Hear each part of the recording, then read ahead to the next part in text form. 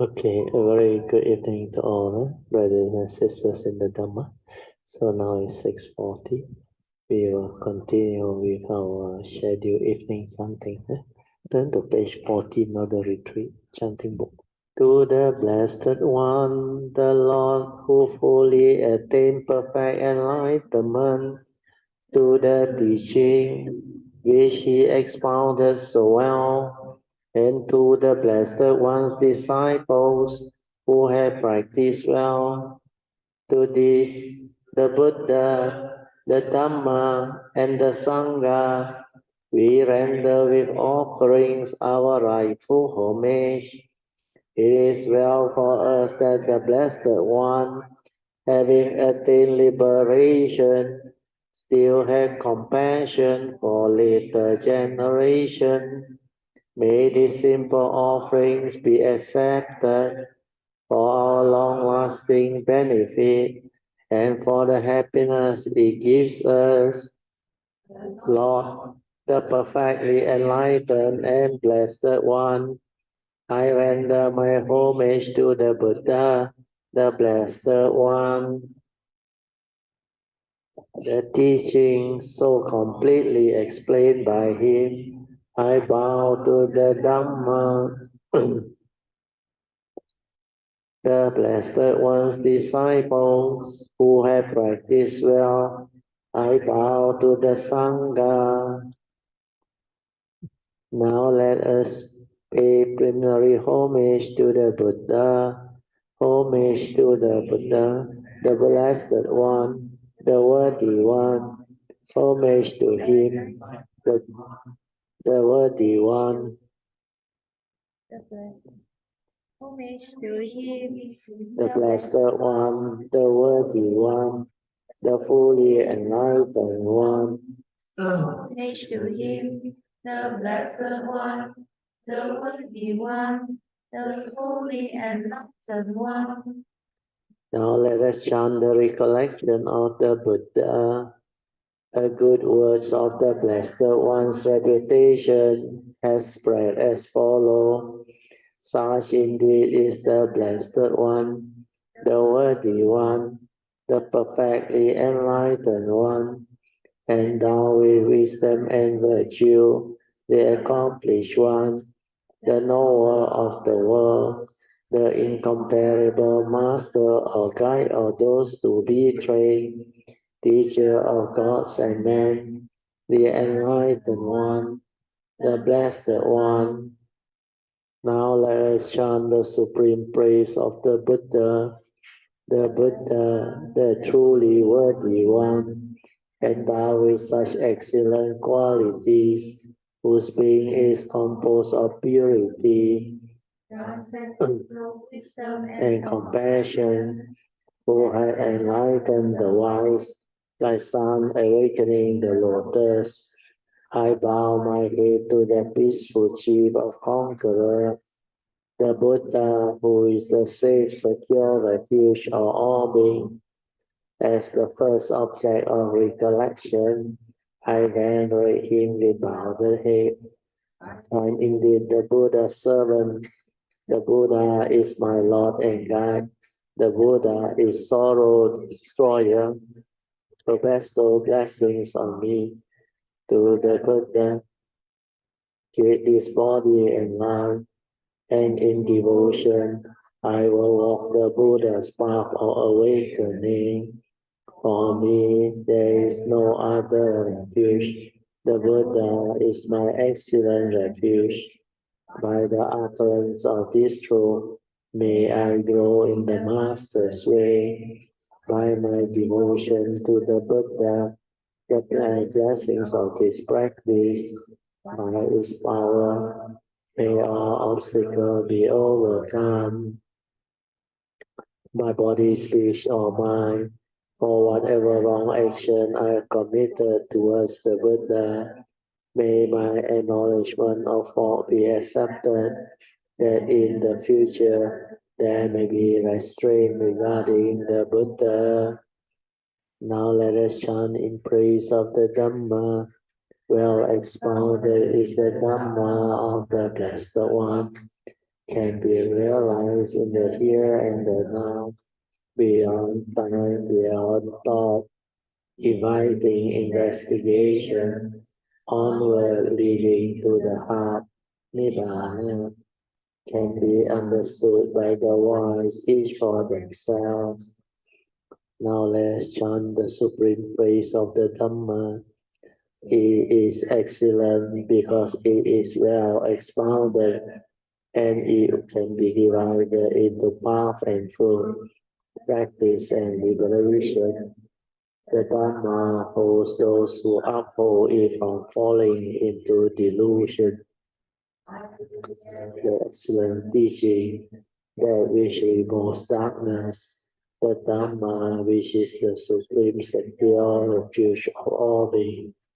As the second object of recollection, I venerate it with bowed head. I am indeed the Buddha's servant. The Dhamma is my Lord and Guide. The Dhamma is sorrow destroying, and it bestows blessings on me.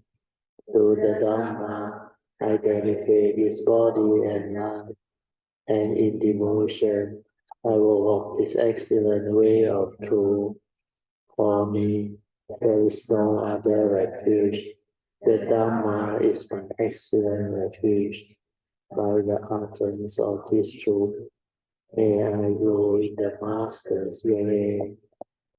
By my devotion to the Dhamma and the blessings of this practice, by His power, may all obstacles be overcome.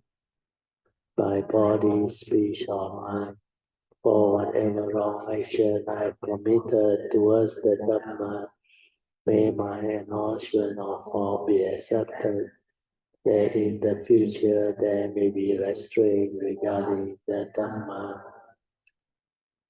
Now let us chant the recollection of the Sangha. Of good conduct is the order of the disciple of the Blessed One. Of upright conduct is the order of the disciple of the Blessed One. Of wise conduct is the order of the disciple of the Blessed One. Of beautiful conduct is the order of the disciple of the Blessed One. This order of the Blessed One's disciples, namely the four pairs of persons, the 8 types of individuals, is worthy of offering, is worthy of hospitality, is worthy of gifts, is worthy of reverential salutation, is an incomparable field of merits to the world.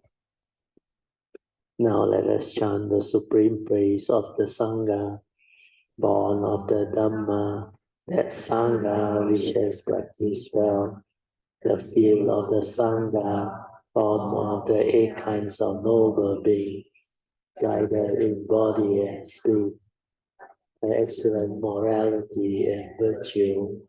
I rather that the assembly of noble beings, perfected in purity, the Sangha, which is the supreme secure refuge of all beings, as the third object of recollection, I venerate with bowed head. I am indeed the Sangha's servant. The Sangha is my Lord and God. The Sangha is sorrow destroyer, and it bestows blessing on me. To the Sangha, I dedicate his body and life, and in devotion, I walk the well-practiced way of the Sangha. There is no other refuge. The Sangha is my excellent refuge. By the utterance of this truth, may I grow in the Master's way. By my devotion to the Sangha and the blessings of this practice, by His power, may all obstacles be overcome. By body, speech, or mind, for whatever wrong action I have committed towards the Sangha, may my acknowledgement of fault be accepted, that in the future there may be restraint regarding the Sangha. Okay, now we will chant the salutation, the closing homage. Arahang Sama Sambuddho Bhagava Buddhang Bhagavantang Abhivademi Swakato Bhagavata Dhammo Dhammang Namasami Supatipano Bhagavato Sāvaka Sangho Sanghang Namami. Okay, you all can be seated. Saying B is online. She Yeah. message, thank you, Brother Teo and all Kayanamitas for Yeah. your kind and compassionate blessings. I Yeah, appreciate sadhu. very much. Sadhu, Yeah, sadhu, yeah, sadhu. we also rejoice and we sadhu, sadhu, sadhu. That's why before they go back, I also wish them safe journey. Yeah, then ask them to take care and all those things.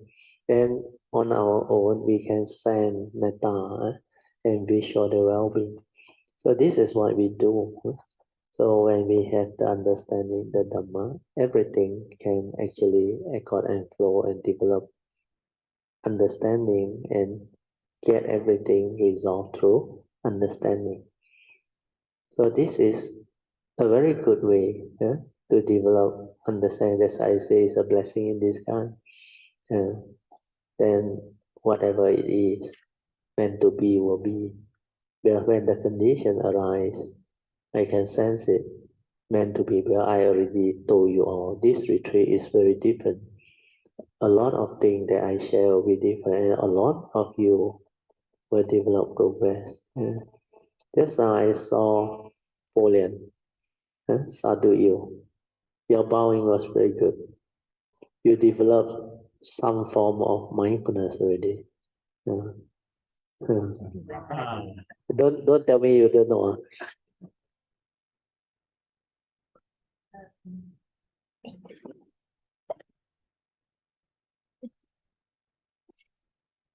Yeah, good evening, everyone. Yeah. I think, Brother Teo, there's one day, maybe yesterday. Not yesterday, today. No, yesterday. Yesterday, the one is better. I feel. So you get a thing. You get a. The one is I only do 3 times for praying, paying respect. I'm saying yesterday. No, just now afternoon you do quite long. You were very, very mindful, slow. There's one yesterday also. Oh, so. I know, Brother Teo, I know. So don't be complacent, Don't be complacent, Yeah. Continue because God Lord help you. God Lord did it within 10 minutes. That's why you got faith, You should actually thank God Lord. Since I told the mind, I also want to share, because we follow Chin Hao in the car with Sister Po Cheng. She very good. So along the way, she do share something. Something she strike me is in the car, we were saying when we arrive Cameron, something. And then we find that is something okay. Just like Manyan say, I better sleep early so that I can wake up tomorrow. According to Alicia, no. So we saying something that we are going to come to Cameron something. Then everybody, I don't know whether everybody lah, but me lah. At least I feel that it's something normal. And Sister Puching said, no, cannot. Yeah, you know why? So I got this feeling, 底可以 improve 底我。 Yeah, that's why now you know. Because people look forward, Yes. You know the faith or no, the Yes. excitement, She's so serious. So I said, Yes. 底我冇 improve, Yeah lah. So She many, flew down from Singapore 2 days ahead to attend the Thursday class. yeah, I feel 惭愧, a little bit of thing. She's so serious. Yeah, that's why she said, no, you cannot think like that. She say something I can't Then remember. you take it too lightly. Yes, then I said, oh, that's the difference between me and her. So, and then recall back many years ago, maybe 2-3 years ago, PG was telling me, we are not serious enough. Yeah. Okay, so I very blunt, I told her, no, I don't agree. So this thing is also, she has many times mentioned to me, we are not serious enough. You see, those who are progressing, they are very serious. Yeah, the faith very strong one. Yeah, I silent, but deep down, I still not really 100%. Don't Then agree, do I not retired. compare. I am still not serious. In fact, I go very wild. Wild in the sense, I addicted to YouTube for 1 year plus, and I have no problem of wonder. withdrawing from it. Oh, you see. Luckily, that was not boyfriend. You addicted to YouTube, okay. I understand why people say smoking. Yeah, smoking is not good. Smoking is not good. Yes, correct. Smoking is not good. You know, I can also YouTube is not good, but I addicted. You must. Some for me, no. No, you must remember what I say. Don't blame technology, understand? Technology is here to stay, understand? Or like it or not. If you don't want to learn, you fall back. Like Han, Po Cheng also know. He justified old school don't know how to use the voice. If you don't want to learn, if you cannot, then because you don't understand technology is the user of technology or not. But you develop addiction, no? Then you use the word I become so wow, no? Like you were watch drama, brother. yeah lah. I also watch drama. You ask my wife. The wife is a pilot. It's no problem. Even very exciting, I don't chase one. I got time, I watch. Because that drama was very good, very meaningful, can teach people. I give some example to understand. You know that doctor, when the lady want to counsel him, he put his hand in front. The lady thought, wow, seduce him. He pulled out of his car the X-ray. He said, do you know you look like that? Wow, the lady anti-climax give up. So that is what understanding is. And that video, you ask my wife, very educational. It talk about society's problem, things that are happening in China. They all sayang the man, the boy, the son, and they like put pressure on the daughter to buy things for them, to support them, to give them everything. Also, daughter wrong. Oh, then the father later realized he was so wrong. Until the daughter finally said, if this continue, I am going to cut off the relationship. Wow, the father, after that only regret. Because he finally revealed the secret when the two of them had an accident. They went to the hospital. Then both of them were full of blood, everything. But the father didn't know the daughter was conscious. Then the doctor asked him, not enough blood. I think the blood match. So he tell the father, we can only do one at a time. We save one first. They ask the father to decide. The father go and decide to save the son. The son younger, the daughter is a pilot. Fully qualified pilot and very successful. But because they favor son and the son. Then she said, I heard it. Oh, the father panicked. You heard it.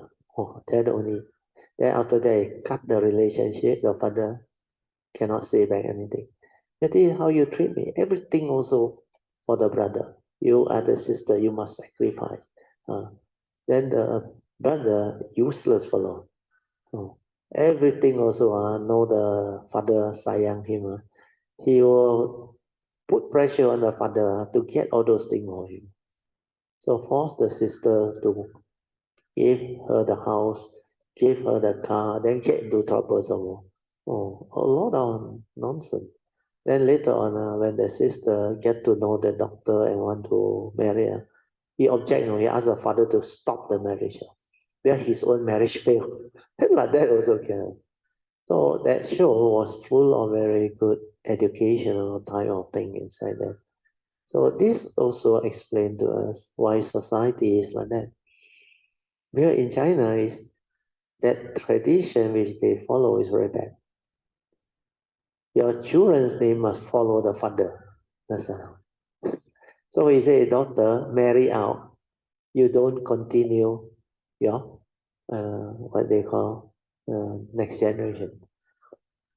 What is it? Past practice. What did Janta say? House practice. So when you have this style of tradition coming in, I tell you, you cause suffering to the children without you knowing it. So if you don't know how to resolve all this style of thing, they're both also stressed. The daughter stressed, the father stressed, and the son continue with his what cunningness, deceitful. Well, he know the father sayang him. Then finally, somehow the condition unfold. Then the father met somebody. Then they talk about children. Then that guy went through the thing. Last time my son was like your son. Terrible. I also make the same video. Then after that, I cut everything from him. Then only he changed. Then after that, the father knew. He said, okay, sister already given you the house. Okay. So now, electricity bill, water bill, whatever utility bill, all you must every month pay, contribute. Then, as usual, he don't have money. And he every time come back, ask for money. So what they did is, they cut off the power supply. Then he said, how come no electricity? You didn't pay bill. How come no water? You didn't pay bill. Then only he realized, then he come down and look for food. The father and the mother now smart already. That guy advised him. He don't want to cook. No water, no electricity. How? You want to eat? I'm going to cook yourself. Then he realized the fridge open, no more thing inside there. Then only he starts to like worry. Then after that he realized the father he cannot play that type of cunningness and deceitfulness already. That's why finally the son got no choice. Then he take the sister's car, go and drive. Then he get into trouble. The police one I told you already. The second one was he actually was driving, drop off a passenger. Then after that he want to drive. He heard a bang, motorbike bang another lady. No, a man, I think.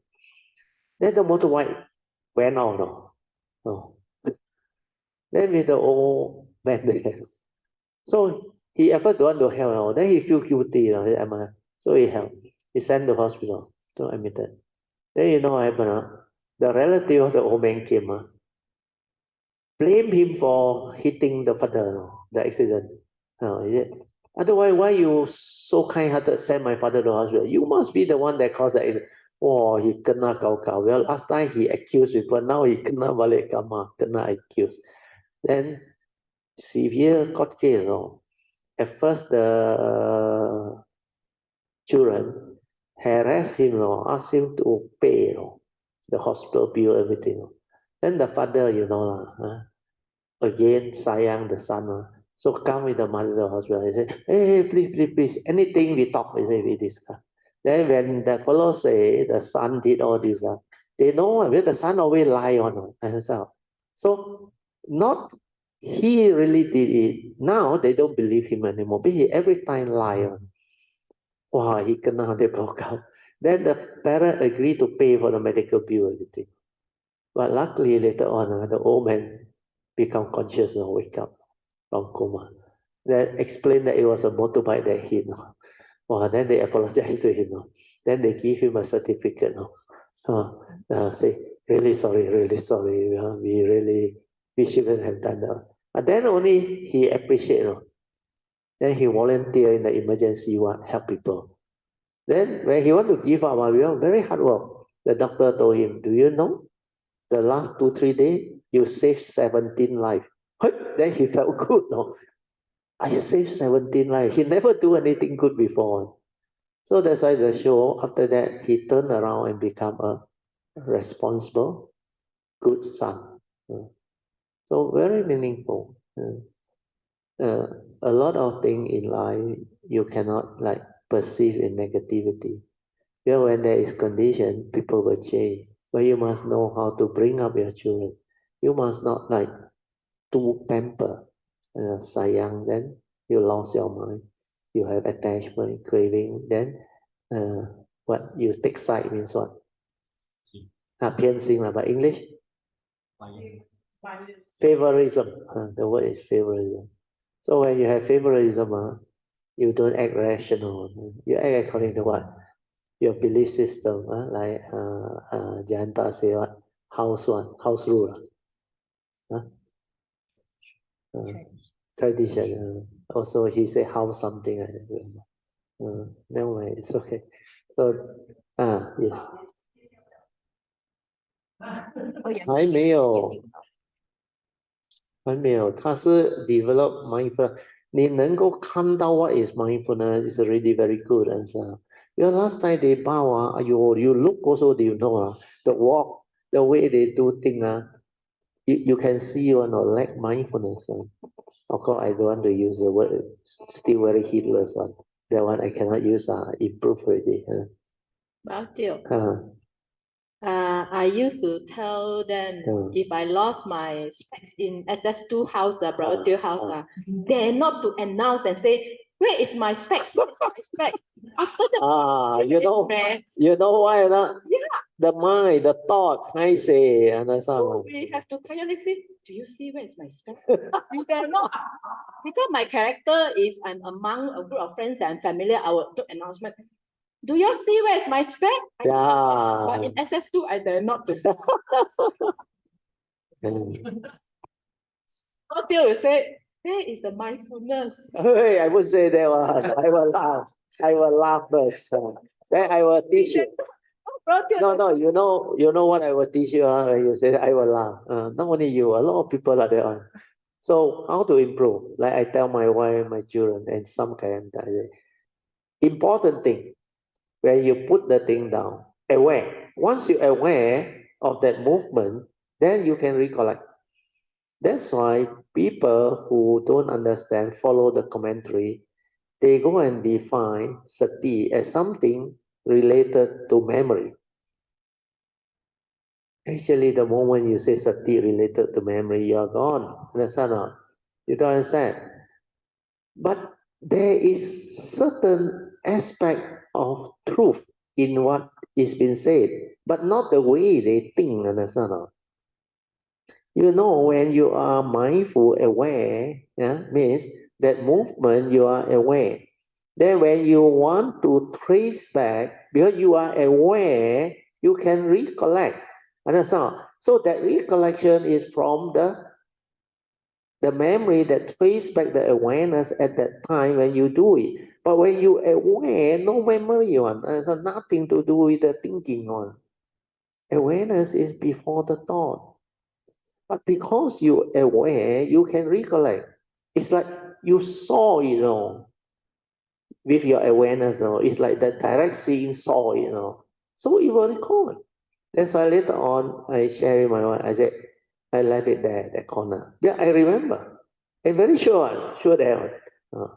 That's why important thing like your purse, your spec or what, when you want to put somewhere also drawer or what, you just aware, you will recall, you will recollect. I wouldn't say, where is your mindfulness? Where got say all these things? Brother, sorry, brother, you won't say. Yeah, I myself. You scared I throw you there. I scared that brother will say. Oh, shake it. Disappointed. No, I won't do that. I will laugh first, I tell you. Because brother, we know, as you say yesterday, you are very humble. Yeah. And brother, anytime you always tell us, you as our teachers, you always tell us thank you. All this time, you also tell us appreciate, yes, this is the example then that sadhu and all those things, rejoice. I can be like that because you see, when your mindfulness is there, you change, you transform. Your views, your opinion, all different. I think I pinjam NB pen also when I return, I didn't say thank you. And to you also, I think I didn't say thank you. Okay, come back to Sister Poching. Then in the car, you know, brother, every day we read when we light the light, we light the candle, we put the water. Water means the cold, cool water. You know, the Dharma, all this, we every time, we so used to already. So, you know, in Poching in the car, she mentioned, because we come to Cameron Highland, we 向那个佛菩萨求这个求那个 every year also I also don't know what I 求 in the car. Poching say something, you know, she said actually not applicable to her, to Alicia, to us, but it applicable to me. She said, 我们向佛菩萨求 the causes and condition to strengthen our spiritual faculty. So I got shocked. I said, wow, she go back to so basic and it is so important. And the clarity is there, that's why. Causes and condition for it to arise. So how can you chew? You cannot chew. When she say this, then only it helped me to zoom into, okay, I don't need to talk to the brother anything. Just request, help me to strengthen my 5 spiritual faculty. That's causes and condition, you miss out again. Causes and condition. What I mean is, Sister Poching, she maybe don't know what she mentioned, but it struck me in 2 things in the journey up here. That, you know, we just have the causes and condition to strengthen our 5 spiritual faculty, and the rest, it will slowly. It will take off one. Yes. That's why faith is number 1. When I mentioned that she in Singapore, she will come into the Zoom and say, yeah, Brother Teo. Because she started from there. She has strong faith. That's why without faith, you cannot move. That time I move, I have faith in Xuan Hua, I have faith in Ajahn Yantra. Then all those teachers where I can sense they have the understanding and the truth, I have faith in them. That's why I cultivate. Then that thing just unfold.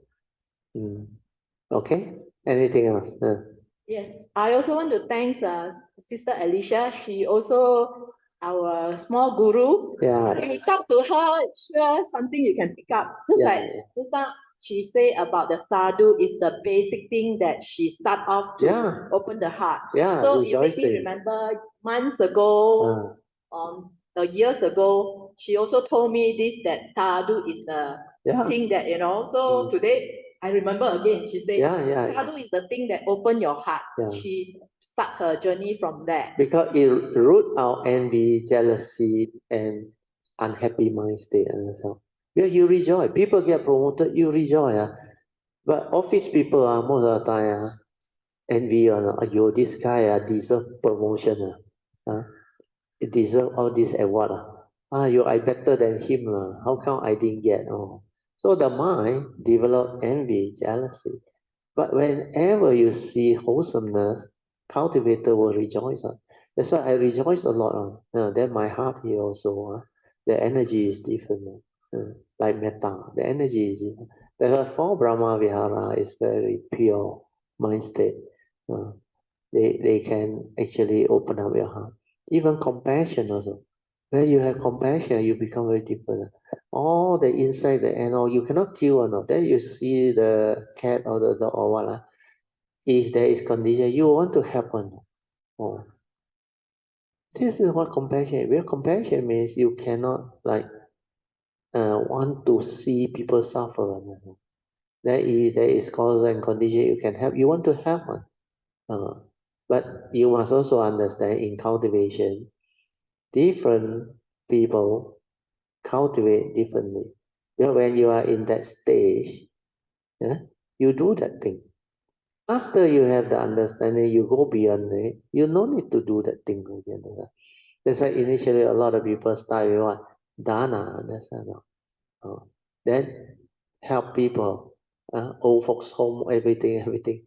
Then I remember I told my wife, she also get interested. I said, please understand, don't be gullible. Just because you think it's meritorious, you also want to do it. Do you know whatever you do, you create affinity? So when I say that, a lot of people panic. But please don't get me wrong. Doesn't mean that after that don't want to help old folks. Please forget about medical condition. Do. But don't purposely go and do understand. Because you want to do married. A lot of other way, understand. Lagi wholesome one, better one. Like keep your preset. Understand. Then develop mindfulness. Hit for one moment of pure thought. The merit is immeasurable. Then Mangala Sutta, the highest blessing. All those things you can do, listening to Dhamma, straightening your view, the time. Then why you want to purposely go and do? So you go and do, you know what happen, or you create what condition. When you grow old, your children send you to old folks home, you don't blame them. Because at old folks home, you will be very well supported. You know why? Because you go and help, you go and support. You will get all those things. It's because you created that condition. You reap what you sow for yourself. Then your children send them you there is because your karma is such you want to go there. You understand? So kindness and goodness depend on when you are at that phase of cultivation. When you because you don't understand the other thing that is a lot more wholesome, then you will go and do, understand? Then because you have affinity with old folks home, because you read about it, you were conditioned, then you want to help. So sometimes if you sincerely want to help and sacrifice, it can be very good. But please avoid the condition if you understand. So if there is condition to do, like somebody suddenly, hey, can we go and help the old folks over? I will still go. Understand? Then I will say, I make offering, donation. I buy the thing. Then we send it there. No problem. But you ask me to purposely go because got merits. I cannot go. Understand? So these are the understanding behind cultivation. Do not be rigid. Do not be gullible. Do with understanding, like meditation. Develop it with understanding. Then all the talk tell you one gone. Yeah, this one is selfish, egoic one. Then like Pauline, she think it's a joke, but not serious. Wow, I retire, I become very wow. So sometimes you are not careful. This is what actually inside, but you may think it's a joke. So it is actually a type of habit that you have developed without you knowing. Then it will manifest, it will come out. But when you are serious, cannot, cannot. Because when you are serious, when you are mindful, when you have the understanding of the Dhamma, right, you have got time to laugh and be. When time to be serious, you will be dead serious. Understand? That's why I say I go all out to cultivate. The moment I saw the Foundable Truth, I search for truth. Then everything unfold. Then later on, when I knew what this teaching is, it involved my existence, entire existence from now until future. I'm not going to take it lightly. That's why I go all out to develop understanding. That's why I become very serious. I cultivate full time until I have the understanding. So when you are serious, you become different. Yeah. So you can listen to others sharing and all those things, then they can motivate you, understand? Then you should rejoice, understand? But don't go and allow the thought to like fall cold water. I cannot honor, I don't have the karma, my past not like that, I very child. Who is telling you all these things? And is it helpful? No, understand? You should rejoice. Like I always say, I tell myself, when I was young, I without me knowing, I like to be with the not the wise we in the school is better student, intelligent.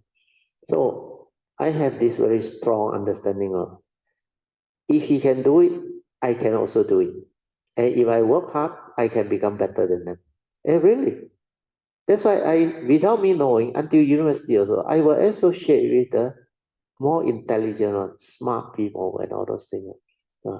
Then when it comes to Dhamma also, I will associate with the wise one. All those that don't have the Dhamma and all things, I listen, I know, I just let things be, I walk away.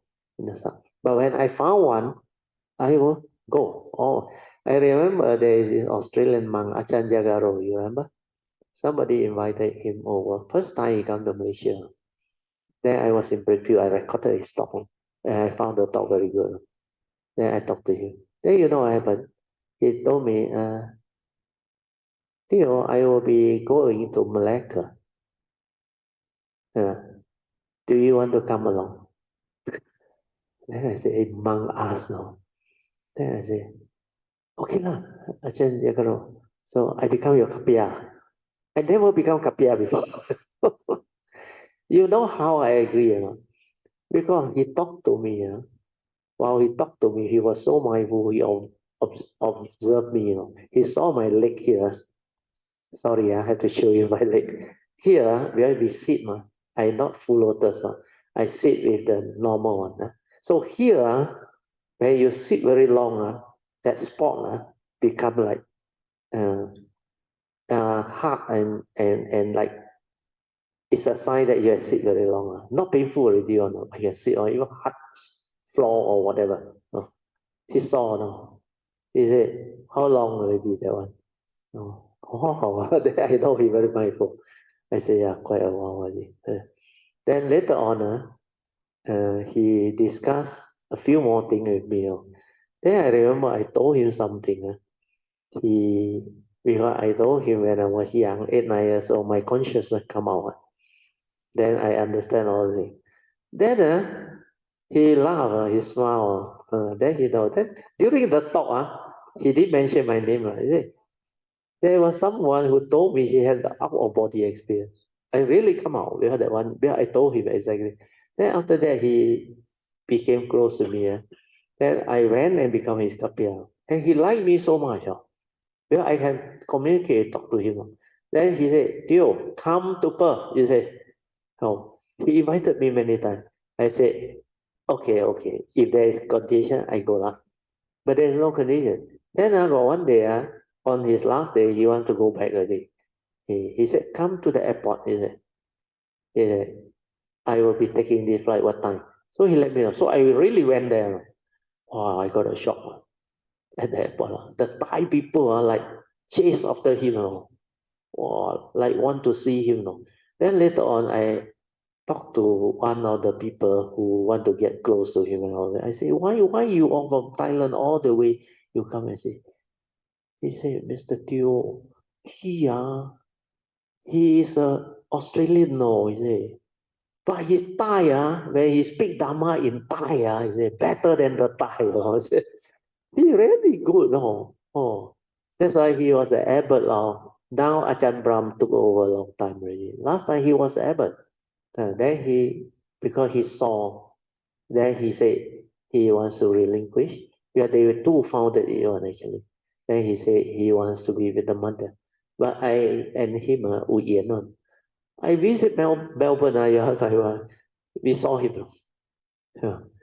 Then when we saw him, he was actually invited to a house dana by a Malaysian couple, which we come to know one in Melbourne. Then come now we go there. So because of that, he was like very happy also. Yes, Theo, long time didn't meet up with it. How are you? He can feel my energy. I can feel his energy. His metta very strong. Then he talked to me. Then he tell me, I said, are you still in Perth? Oh, he said, no. I came back and look after my mother, the mother. Then also other reason. But there is story going around. Some say he disrobed finally. Yes. Then there was, I think, somebody close or what. Anyway, that one not important. More important is the encounter. His metta very strong. His Dhamma understanding very strong. That's why Wu Yan Lang, you can meet one. Then I actually almost went to Perth, but somehow condition not right. Then by the time I want to go, he no more the abbot already. That's why after that I forget about it. Then Chi Wei come, Chi Wei on. Chi Wei invited me to Perth to share Dhamma. And the wife and him take care of us very well. Then there were a lot of joy. Then that trip was fantastic. After that, we went to Melbourne too. So all this meant to be will be and very wholesome.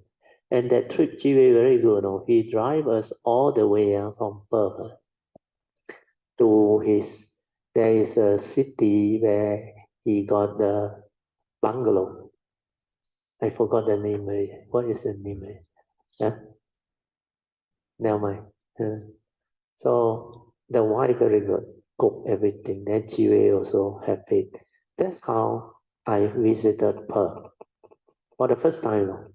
Then I got one classmate there. So everything fall into place. Perth was a beautiful city.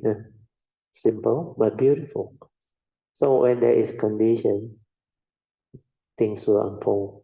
Okay? So got improvement, but be more serious. What PG did was correct. He want to help you. He want to knock you because you are the one that bring her in. So all this is like gratitude. Understand? And you all become very close. I also don't know how you all become so close. Can tell me the secret. I know her before coming to Brother Teo place. Oh, so she look after me. Sometimes she whack me, so she's my second mommy. Oh, no wonder. Now I know. And biological mother. No wonder what not long there he tell you all, you then do anything. You remember Alicia and her, the fan? You go and move the fan. They tell you all. I heard or I passed by. Not fan, I think is toilet water. I think something like. I think it's the fan. The mop. The mop.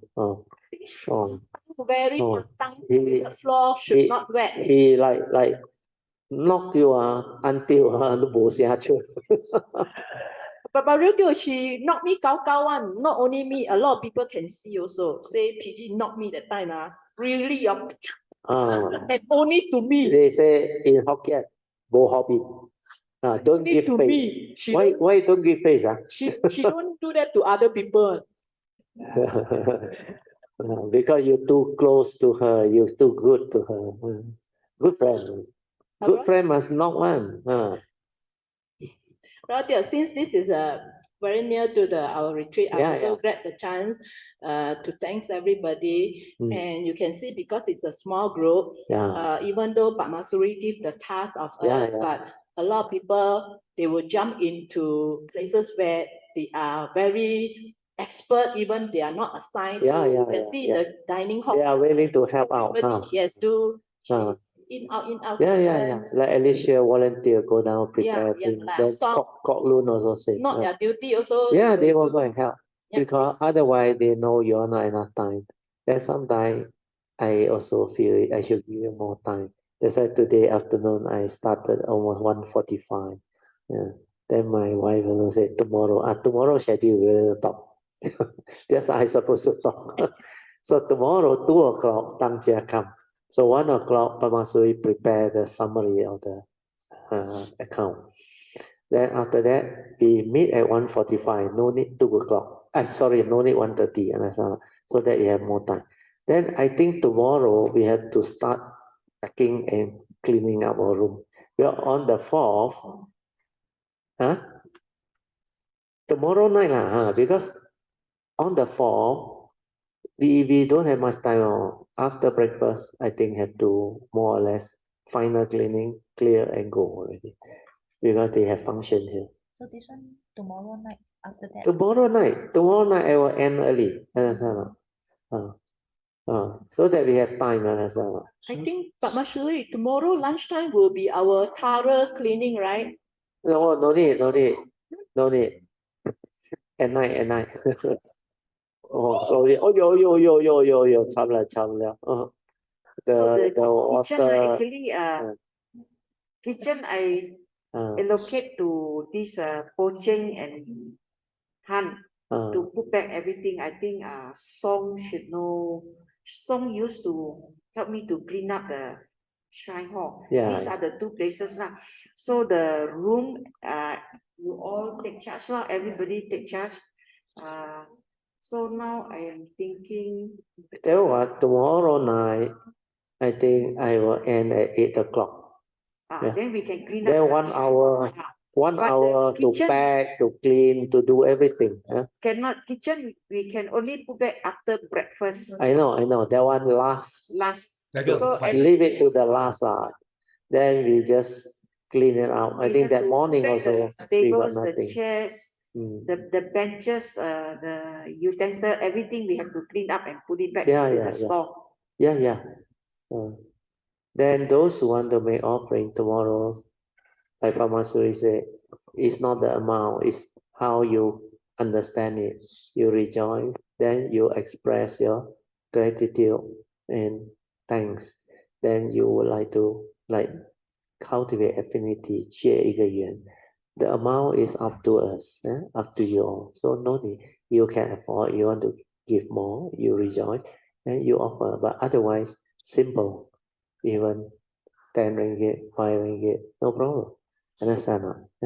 So what is important is this generosity that you do is very wholesome. Understand?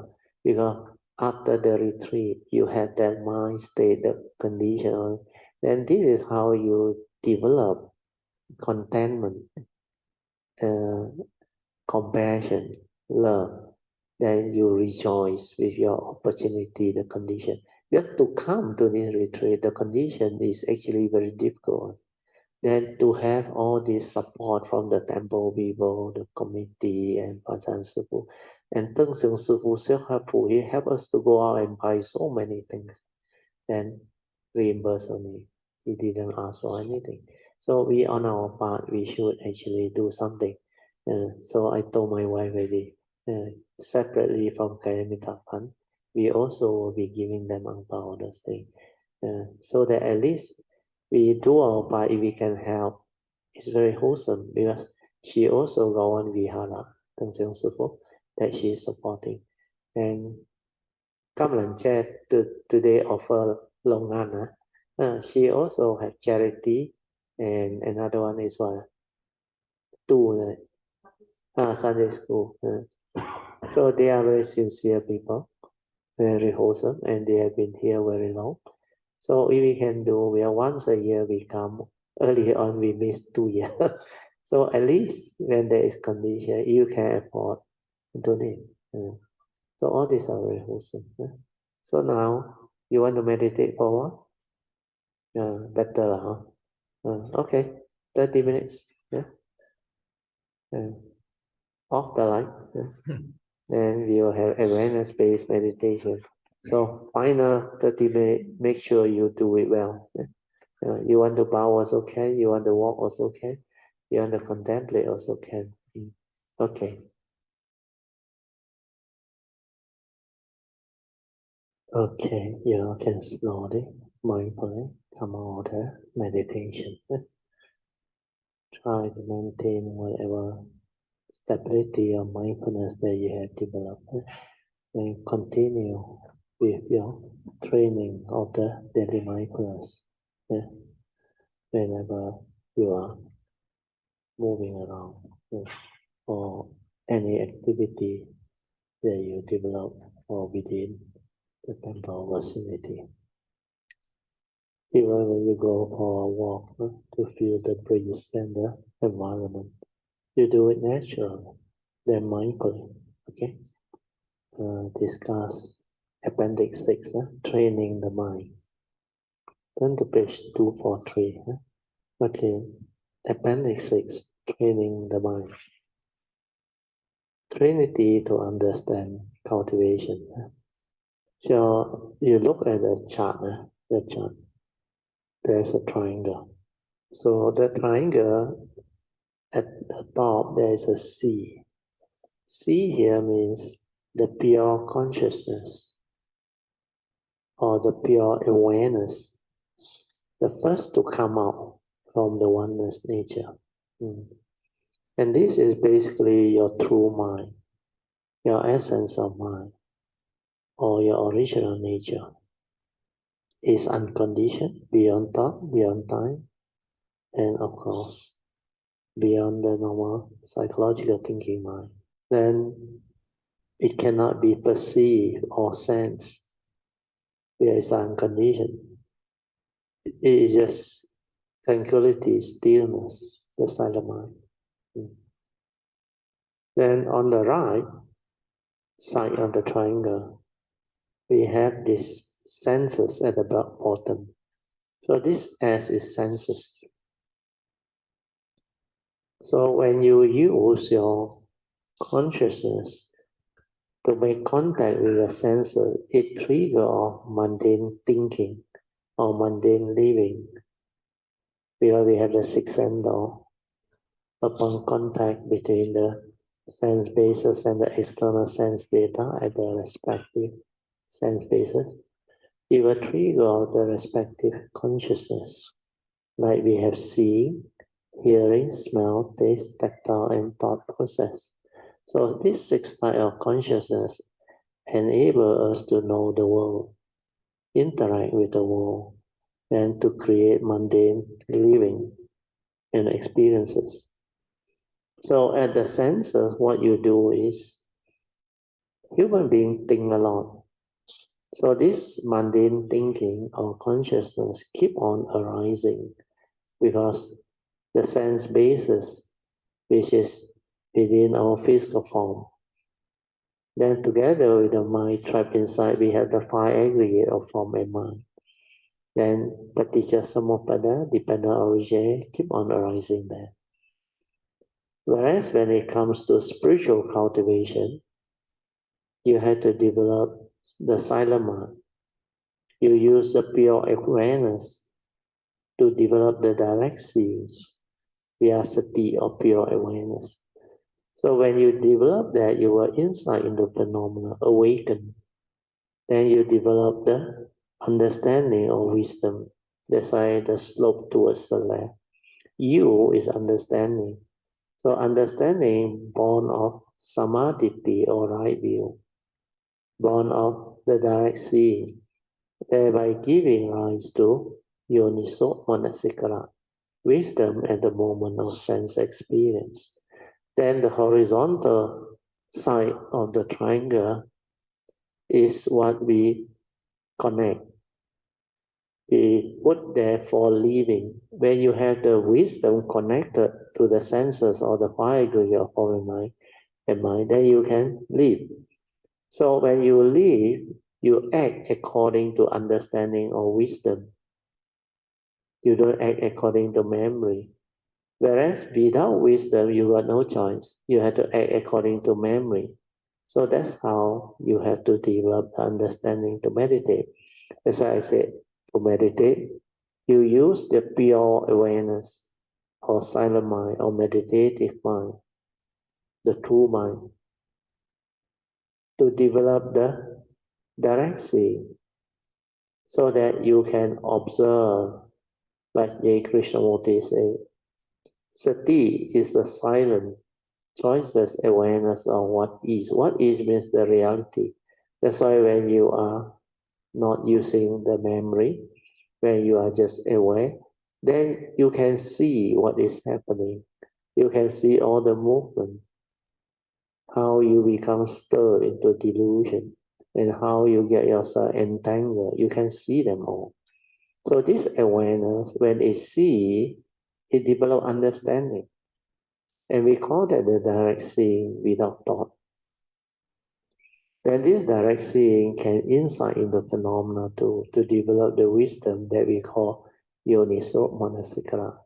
So yoniso manasikara is the wisdom that one developed through meditative training, through the heedfulness or awareness within.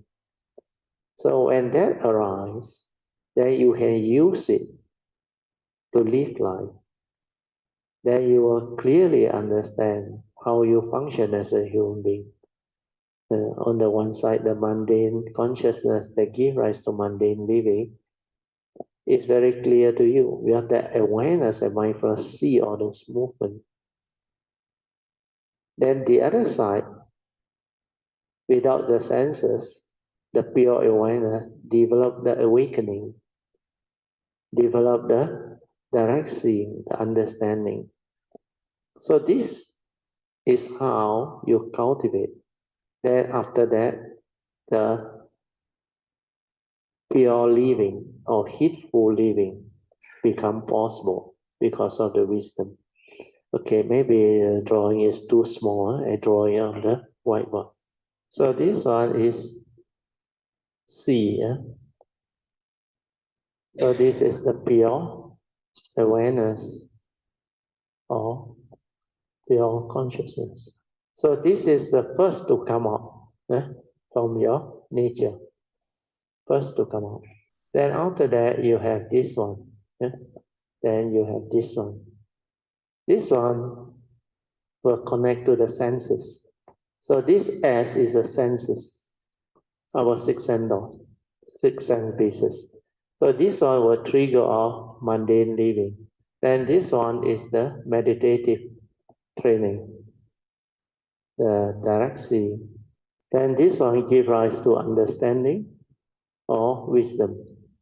So this U is understanding. When wisdom developed, the Buddha called it Yoniso Manasika. Then this one is, they call it the true living, or third phase of Dhamma, Pativeda. Pativeda. So this phase of life is the most beautiful. So this true living or heedful living is the most beautiful part of our life. Means you get to live the life of a noble one, an enlightened one. Then no more suffering, no more problem. Then you understand life truly, clearly. Because this direct seeing will allow you to understand who you are, what you are, and how you function as a living being. How the paticca samuppada at the senses. So here is the five aggregate of form and mind. So this five aggregate of form and mind is where the paticca samuppada or dwelling, law of dependent origination arising. With this triangle, it makes it very simple to understand meditation. Because we are trying to realize the wisdom or enlightenment which is beyond thought, beyond mind. So you need to use awareness, pure awareness, sati, leading to heedfulness. That is what Dhammapada verse 23 is all about. Dhammapada verse 21, 22, 23. So all this, when you understand, you will not be foolish. Because here, mundane living is normally the mundane mind, the thinking mind. So this one, mundane or thinking mind. So if you use this to meditate, you are doomed. Because this one is thought-based. That's why thought-based meditation, the instrument itself limits you. It cannot realize the enlightenment which is beyond thought, beyond mind. Like the Buddha said, is akaliko. So with this understanding, you will not be gullible. Then you know all the method, technique, object of meditation, they involve thought. Unless you do anapanasati or some form of what they call technique that involve mindfulness training. But if you go this way, the thought is active. Even mindfulness training, you get confused because you don't understand. So what is a method? What is a technique? Or what is an object of meditation for? They deludedly think the method and the technique and the object of meditation defines the meditation. No. Method and technique are just a series of instructions to do certain things. Understand? That's why it's called method. It's a technique. So if you use the thought to do, it becomes thought-based meditation. So how can you awaken to a state that is beyond thought, beyond mind? So this understanding is very important. Very, very important. Then the other thing is object of meditation also same. If you have an object of meditation, it's because they don't know how to make their mind quiet, peaceful. They think a lot, heedless. The moment they sit, they realize the sankhara moving. They are the mental hindrance, especially restlessness of mind, think a lot.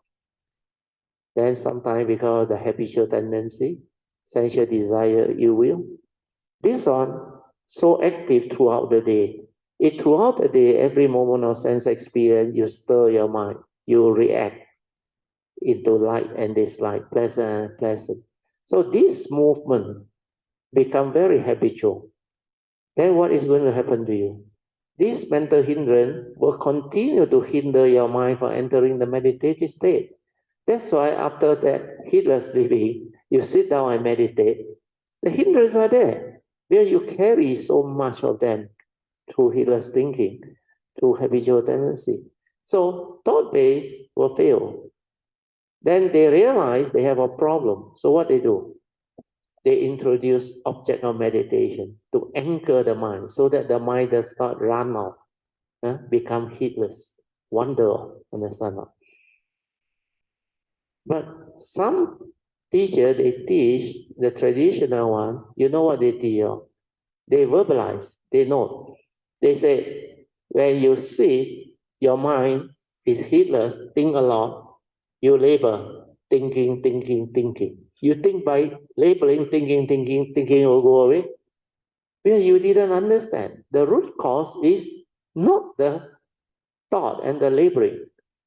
The root cause is the mental hindrance are there. And why are the mental hindrance there? Because your opposite spiritual faculty you have not developed. If you develop the spiritual faculty, the hindrance are gone. Then you can go this direction. This direction means from the pure awareness, you don't stir your mind. That's why we need to train this mundane mind until it becomes the pure awareness. So from here, you start. This pure awareness is where sati or mindfulness training is.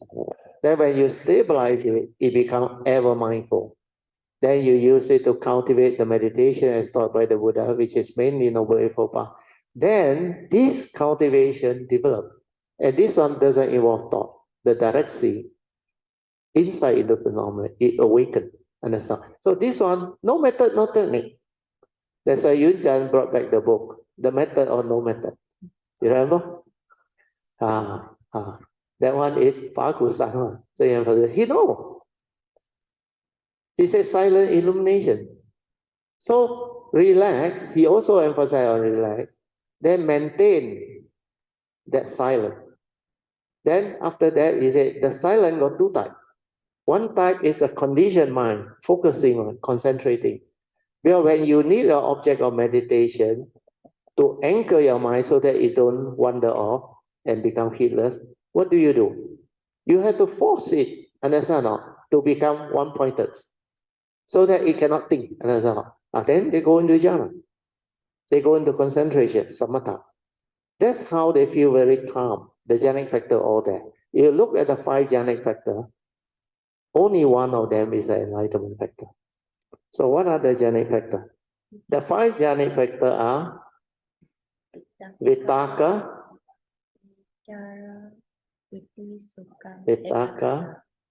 vichara, piti, sukhang, ekagata. Good. These are Pali words, okay? This one is applied thought. Then this one is sustained thought. You sustain it. Never mind. I have to rub out this one first to come out. Sustained thought. Okay. Then this one is calmness of mind. Understand? Where you are mindful and aware, the sankhara are stabilized, then you become calm and peaceful. So they call it spiritual calmness. So piti is an enlightenment factor. Only this one is an enlightenment factor. These two are still thought, understand? So with the object of meditation, they apply their thought. They sustain their thought until it becomes ekagata, one-pointedness. And they think by doing that, they have no thought. But it's not a free mind, it's a conditioned state.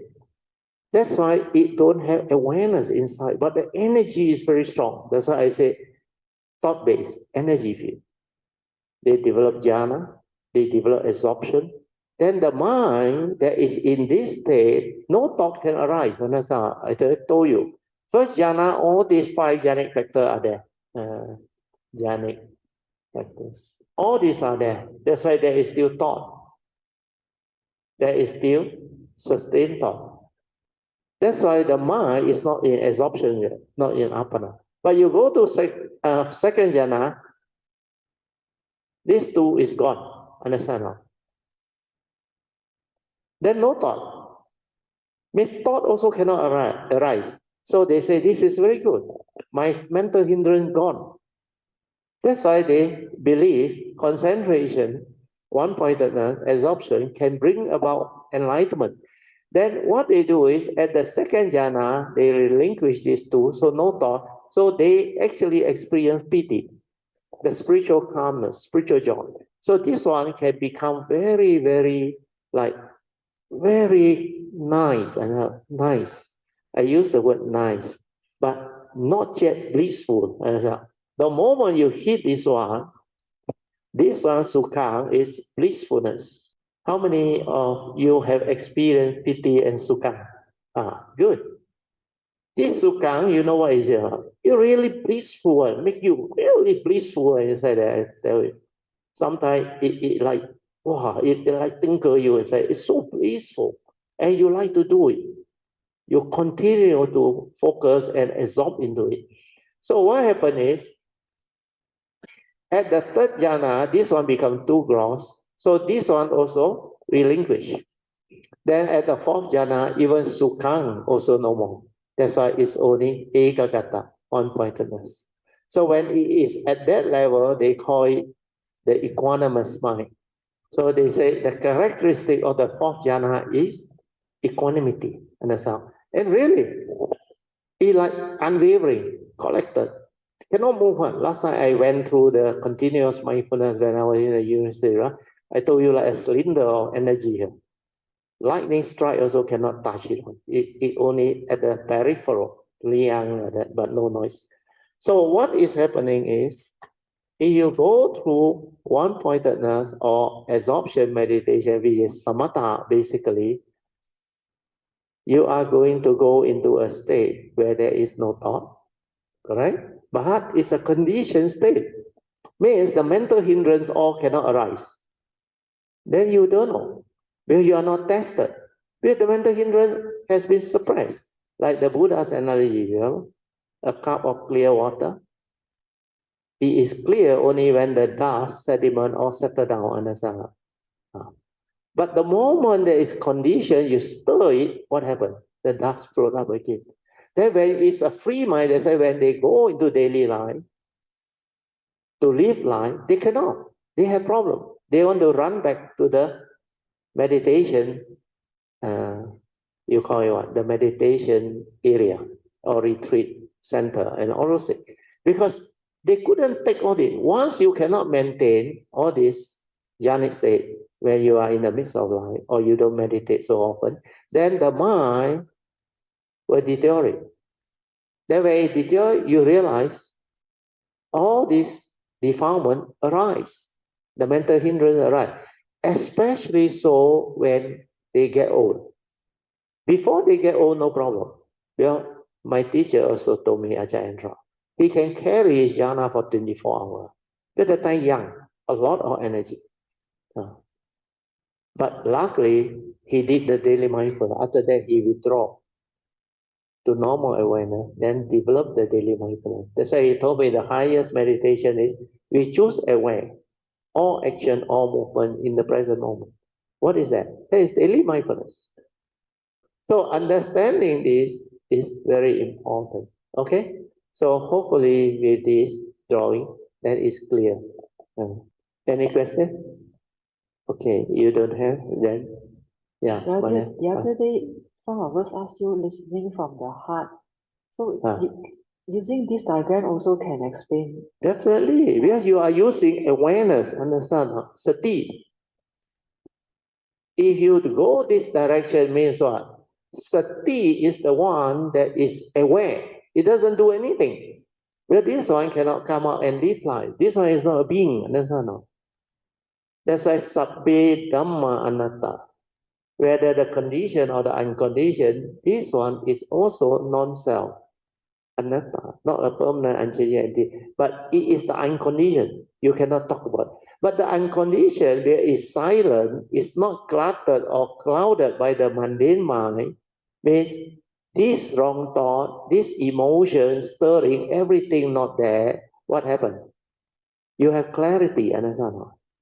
Because the five aggregate doesn't arise. Sati is pure awareness before the knowing, understand? So before you know, where got thought? That's why this one can see clearly, can see things as they are. The Buddha called it the direct see, jnana dasana, direct knowledge and vision of the reality, the truth. Understand? So this is how you develop the meditation. Then when you have stabilized pure awareness, which is at the heart area, then when you have located the gateway or you didn't locate the gateway also never. You stay at the heart, aware from there, then you listen from there. You understand? Most people aware from where? They go to the brain. They think they are aware. They are actually conscious of that. And here the brain is memory. Respond to memory. Thought arise. That's why avijja paccaya sankhara all here. So this thought, they are mental images. The second aspect of the five aggregate formula. So if you use the pure awareness energy to trigger our sense door consciousness, then you input the content from your memory, then this one become mundane living. Understand? Well, you are not using the wisdom to live. You are using your mundane memory, which is your belief system, your conditioning, your accumulated experiences, good and bad. This part I saw it this way. It helped me understand. So the senses, maybe different color. Okay. So the senses here, I focus on brain. There are many more lah. So maybe these are the predominant one. So we call this the vijnana, right? Yeah. Vijnana, our consciousness make contact with the senses. Because the 12 links prompted me to think this way. Make contact with the senses, this typically without wisdom. Yeah. Make contact with the senses, go to our brain, get the memory, get the data from here, use this lens. Maybe I put the word lens here lah. So we use our memory, or the other way around, memory lens. Memory lens to interpret everything we see, the sense data, or what we hear. We go through this filter to see this, and then it creates the sankhara, the thought, and this thought will have the evil roots of greed, hatred, and delusion. This one, your self-ego, the ego is very strong here. So this is how, for a large part of my life, I've been living and making decisions this way. And then when sensitivity and awareness was introduced, this was where it made a lot of difference. This awareness created a way to see the world without coming here first. So this allowed me to not use just my eye. It's not clairvoyance or anything. It's just that you're so sensitive that everything is happening. You see a lot of hidden data that the eye data and ear data could not see. You capture all that info, and through wisdom, you make contact with the senses, and then this time it creates pure, wholesome thought. You create the right thought, which leads to right action, right speech. Because wisdom gives you the right view in the first phase, which is very important. Right view with regards to law of karma, especially. Everything happens with karma. Otherwise, when something negative happens, we perceive it with the brain, and then the evil roots will ask us to retaliate, There's no right view. We don't think about karma and then we just hit out at others. This one creates action, speech, and then it goes into our alaya consciousness, which accumulate into our karmic nature and cause rebirth. So the 12 links actually can be easily seen from the triangle. This is what I wanted to share. Sadhu, sadhu, sadhu. So Sui brought out a very good point that brings about better understanding. Because what I can add on to what she says, you must understand, normal unenlightened human being, they live this way, this direction, understand? Never mind. They live like this direction. They think a lot, heedless. They every time create thought. That's why heedless thinking. As this is happening, you can also develop this if you know how to meditate. Understand? If you know how to silence. The moment you are silent, this awareness nature is already there. Because this thing comes from the pure awareness. From the pure awareness, dependent origination starts. Everything that trigger off here, the five aggregate, they are dependent originating, understand? So the causes and conditions are, you have the sense basis. Then the pure energy gives the energy, the pure awareness. From here, it creates the energy. Therefore, spacious awareness, you focus, then you perceive. So what happens is the sense data, together with the senses, upon contact, trigger off vijnana. Understand? Because basically it's pure awareness, understand? Before you input the contact. But the complication is here. When you hear, you only got brain, memory, understand? So brain and memory cannot see beyond thought, cannot see beyond mind.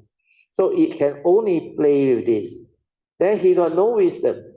So how does he act? He acts through his memory, which is all the conditioning, belief system.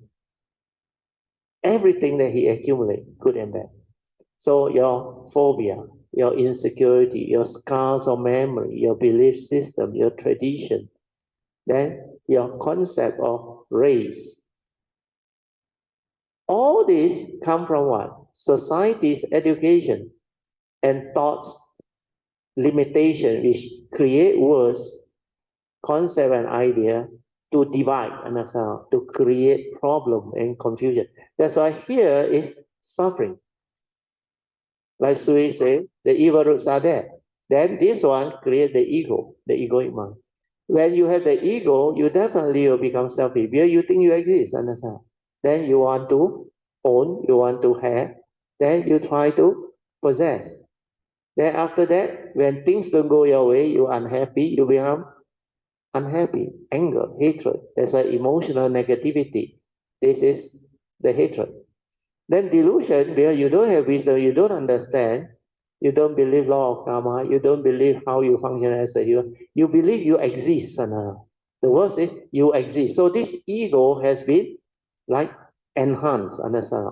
Since birth until now, the identity, like the Buddha said, the five upadana khandhas, grasping everywhere. The first one is identification with what? Huh? The body, the physical body, the form. Then you identify with your feeling. You grasp, you cling. You want pleasant feeling, you don't want unpleasant feeling. Then the perception also, everything you perceive, you think real.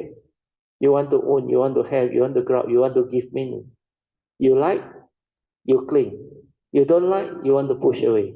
That's why all the duality, all the delusion, all keep on churning over this up.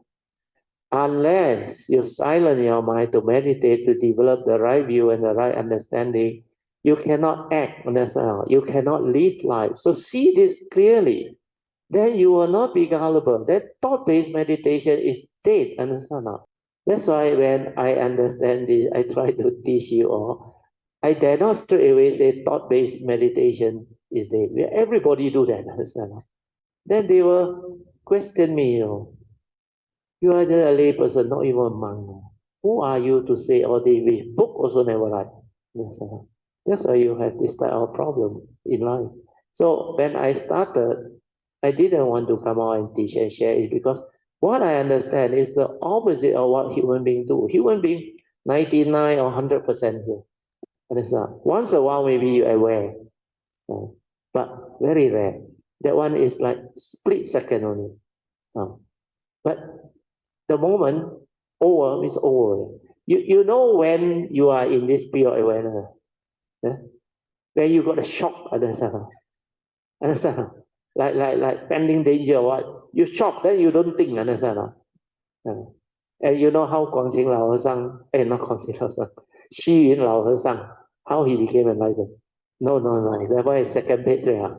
Xu Yun, they pour the hot tea on, then the hot water burn the hand. So in that instant, you like, wow, shock, no? Then the thought stop. No? That's why he, in the poem, he say what? At that moment, when the cup hit the ground, the sound trigger off the mind to cease. You know how it cease? He described in the poem. It's like the mundane mind, the mind, pulverized. You know what is pulverized? Sama That's how he awakened. So he only need that condition. That's why awakening during the Buddha's time also a lot of arahant. You think they meditate? There were a nun pour water before the water reached the end here, enlightened already. Understand? Then the monk who cannot even memorize a stanza, given a white cloth, ask him to clean. The more he cleaned, the more dirty it became. Then he suddenly realized, originally the cloth is pure, like his true mind, the pure mind. But the more you want to do, and who is doing? The thought is doing. He becomes defiled. That's why he becomes arahant straight away. So a lot of such incidents. So understanding this is very important. So when you only have one split second, not even a glimpse of, split second, and that is pure awareness of. It's not cessation, no. Cessation, one glimpse, one split second, you can become an arahant. But this one is just a pure. So to touch this, to come to know that you have the true mind, which is pure awareness only, take them so long. Understand? Because they never knew there is another mind, another nature inside. All the while they thought, since birth until now, thought is the only instrument I have. Where I have this brain, I have this memory, I have this knowledge. Then I like real. Understand? I can live life, I can become conscious of things, I can know a lot of things, I can even do a lot of other things. Then why you say it's not me? So when you don't have the wisdom, when you cannot see all this movement, which is dependent originating, that's like Paticca Samuppada, where the Buddha saw. Then he realized this form and mind, the five aggregate, is not real. Not a permanent and changing entity, not him. He sees it through what? The direct seeing. With the pure awareness, he come to know how he functions as a human, how the senses come to be. Then the senses, like the physics experiment, you need the three conditions. Understand? Sense basis, sense data, and the consciousness contact. Then it trigger off, like the light bulb, light up. Automatic, understand? Nature's law. You don't need a God or a soul inside there to be responsible for seeing. Then he realized everything is dependent originating. Then every time he focus and perceive something, where he direct his mundane mind towards something like seeing or hearing or smell, taste, tactile or thought process, what does he do? He cannot understand what that thing, because initially it's the pure consciousness, and in the seeing is only seeing only. But the memory that he has is so habitual and full of views, opinion, and all this, what they call rubbish inside. So straight away, he will go to the brain and try to understand. And then the memory tell you, okay, that one is car, that one is what? Or Buddha Rupang, or my voice. So that perception comes from memory, understand? So that perception that introduce the content inside based on your views, opinion, and conditioning is what? is actually the rubbish. But that content has the evil root, like Sui wrote here. So how can that content develop understanding or wisdom? How can it transcend its own thought? That thought is limited. You focus, you shrink, and you become that thing with the content inside. It's just like I said, Brinjang, you drive your car, you are at the level of the ground, means you only know the content of that thought. And the whole spacious awareness, other thing happening in the world, you don't know. You are preoccupied with that thinking. That's why this one is limited. This one creates delusion. Then your like and dislike based on your views appear. Then you keep on sankarasanya, creating your own misery, suffering. That's why when you see all this, then you come to know how you become afflicted, how you get yourself into trouble. Then you realize what the Buddha says is true. Where everything is dependent originating. There is no thinker behind a thought. Why? The thinker never think, understand now? Because the thought comes from memory, understand now? When you go to the memory and try to understand, that memory tell you, understand? That's why thought is respond to memory. So the content all from memory trigger of content and become the thought. It's not a thinker who think, understand now? Without memory, the thought cannot arise. When you are mindful, aware, you see all this. That's why the Buddha's problem solved, because he said the 5 aggregate of form and mind is not me, the human being. Then no more problem with old age, sickness, and death. Understand now? Nothing died. His nature never died. That's why he awakened. Then he connect, he inherit his wisdom, Sambhogaya Kaya, the perfection of wisdom and virtue, all coming, the 10 perfection. That's why he animate into a Dhammakaya, the Buddha that teaches the Dhamma. Okay? Brother King, Yes. I would like to share my experience with you, Okay. and hopefully it will benefit the others. Yeah. Very good. If Brother King can Okay. guide me further. Can. Come. Kinabu budaya new connectors. As I've talked with Cotlin just now during our inner time, well, okay, you can see from this pure awareness, consciousness, both arrows pointed to its senses. That means whatever path you take, you still reach here. Yeah, but this is very, very dangerous. Not only very important, but going this path is so dangerous. Yes, it's suicidal because Without wisdom is very dangerous. With wisdom, from here, go beautiful living. yeah. So that's why I want to share my experience using this journey. My simile for this is like using a compass, or GPS. And when Brother Teo asked, have I felt all this?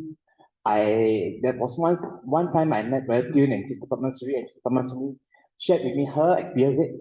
I'm not alone. Yeah. So some of us have actually gone through, seen this, felt this, and this is actually no ending. Yeah. And so what I say is when compass, like the time when I remember I met Brother Teo in Brother Suyang house, my compass just went hit wire. It can't point off anymore. And that time I was my Brother Teo said, my face went pale. I was lost. Yeah. I was totally lost. It's like my He like shocked. Everything he learned is the opposite of what I say. That's why he very good. I say it take time. Don't worry, slowly. Then when you settle down, when you understand, then all this will become different, very clear. Yeah. Luckily, he keep on coming. So it's like the GPS having the battery come off, no more battery. It's like, where am I? I'm lost. I was lost. I was totally lost here. Then for me to come back to pure awareness again and to walk this journey, it took some time. And it took a difficult, Not lots easy. of patience. And that's why I think for maybe at least 2 months, Brother Teo, I drove up every week. He attended class. He attended sure that Thursday I class. found my path again. That's where Brother Teo said that you're like swimming in the pool. Correct. The tube, grasping for this thing that something is not because there anymore. The support, the float that make you float, as long as you hold on to the float, that is like your object of meditation, understand or not? Then you cannot understand the real swimming, understand? Well, you assisted one, that flotation. Without the float, you sink. Yeah, we go totally dependable on the float that we forgotten we have the buoyancy that we can. Yeah, you already naturally lighter than water. That's why you are buoyant.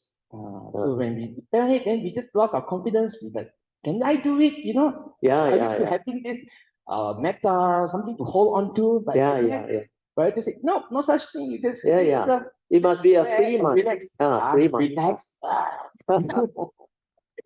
Go to sleep, most of them. So that was my journey. I said it's very, very, very painful and dangerous to come back here. Yeah. And one more thing I want to say is okay.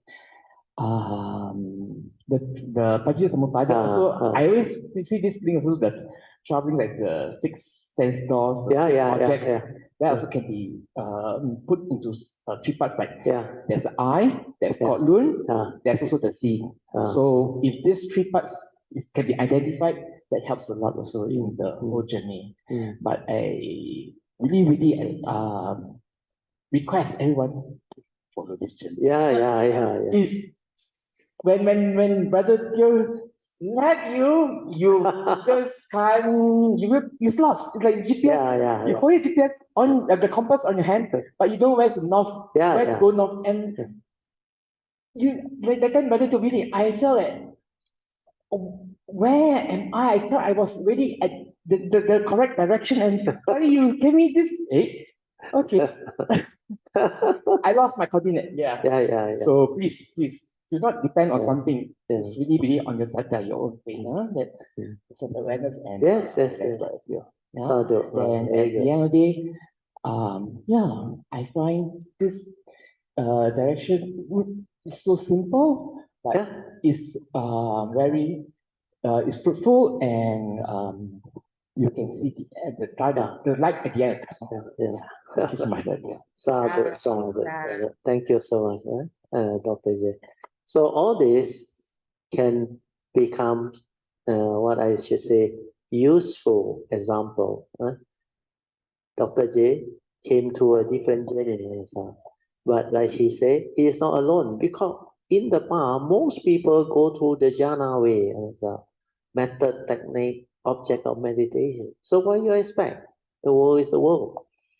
So when the understanding develop, then you look at this now, you start to laugh. Understand? How come so easy to understand, so clear, I cannot see? Well, nobody taught you. Nobody showed this to you. Well, this kind of understanding very rare. Very rare. You don't believe me, you go outside and find. Like the Buddha said, it is because of sakkayaditthi that condition the living beings to grasp at the 5 aggregate of form and mind that make it the grasping aggregate that I call dukkha. So the main culprit is sakkayaditthi. And so it conditions you to grasp, to cling. So this wrong view is the cause. So the Buddha said, without the Dhamma, which is the wisdom, the yoniso manasikara, you sure forever stuck in samsara. And most of the time, living being calm, they develop the ego and they become selfish. They have greed, hatred, and delusion. And this one continuously torment them, afflict them, and make them miserable. So every now and then, sometime in the what they call mundane existence, if let's say you use your intellect, which is your what they call, you know what is intellect or not? What is the other word? Your knowledge. You use your knowledge. In our society, you can become successful. Correct or not? Through knowledge, you study hard, you went to university, you got a PhD or master degree or a successful graduate. My time, graduate enough. Now, graduate very common. Like roadside everywhere.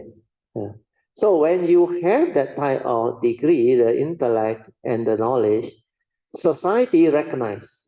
They say you are smart. But do you know all these people who are successful materialistically, they cannot live life. They have more problem. No money also got problem. Got money also got problem. Too much money, big problem. Louis Chok Wai, they say. So you see all the billionaire getting into trouble now. Our ex-prime minister also getting into trouble. All because of greed, delusion. They think all this is easy money. So they become what? Professional. And the worst is, they feel that professional take too long. One lifetime to save also not much. At the most, maybe 10 million. You're really very good, understand? Or maximum 100 million. But they become politicians, billions. So easy, That's why a lot of people want to become politicians, understand? So society make it like that. That's why with all the success, materialistic success, you still cannot handle life. Do you understand? When you confront the first noble truth, eight reality, you still entangle yourself. You become miserable. You believe you exist. Understand? This Sakaya Ditti, where is it? The ego, Sakaya Ditti. This is the culprit. Through delusion, you develop self-delusion. So when there is self-delusion, you will grasp, you will cling, you will hold, and you suffer without knowing why you suffer. Well, you still blame others, understand? Sometimes you blame the government too. And sometimes you blame your competitor. And sometimes you blame technology. Yeah lah. The business I am in, sunset industry, obsolete already. Understand? So all this is what society is. Without Dhamma, you cannot live life. Society is where the heedless, unenlightened, they call Putujana, continuously creating this type of what they call game of suffering. So, 玩痛苦的游戏. So they keep on running up and down. Birth and death, birth and death. This is what samsara is all about. This whole thing is samsara. Understand? This whole thing is samsara. Samsara is cycle of birth and death. You cannot escape from you call it what? The vicious cycle. Understand? The only way to free is to go back here. But this is your true nature. When you arise, this is the first thing to come out. But you have lost understanding that you have this one. Understand? And when they tell you you got two mind, the other one is the true mind, the pure awareness, you say you gila. You never experienced it before. Understand? So meditation need this type of understanding. Yeah. I suddenly remember the conversation I had with Sister Yun Chan. Yeah.